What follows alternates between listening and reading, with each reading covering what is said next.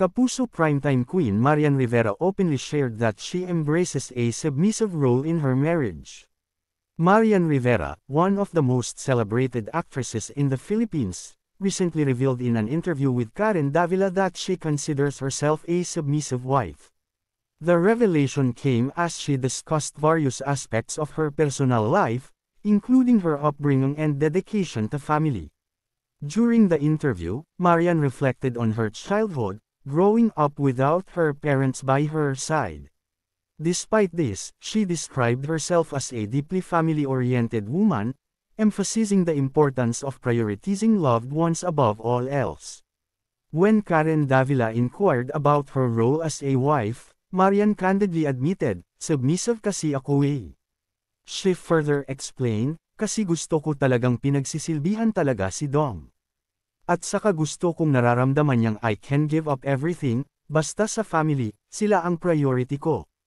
Lalo na pagdating sa mga anak ko, yung schedule ko, i-adjust ko yan lahat, para makasama ko lang sila."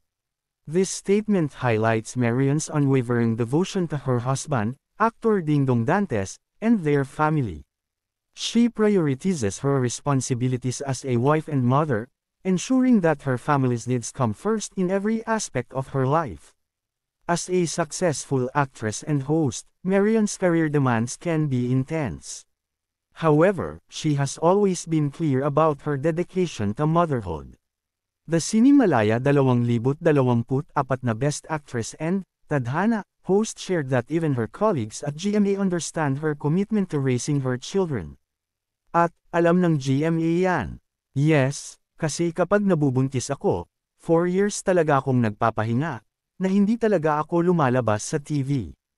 Marian emphasized that she steps away from the limelight for an extended period whenever she has a child. Kapag malaki na yung anak ko at feeling ko, okay na, ayan, pwede na ako ulit magtrabaho. But straight, kay Zia 4 years talaga nag-out ako. Mas inisip ko, ito talaga yung pangarap ko, magsilbi sa pamilya. Her words resonate with many mothers who face the challenge of balancing career and family. Marian Rivera's openness about her choice to prioritize family over career demonstrates her strong values and deep love for her husband and children.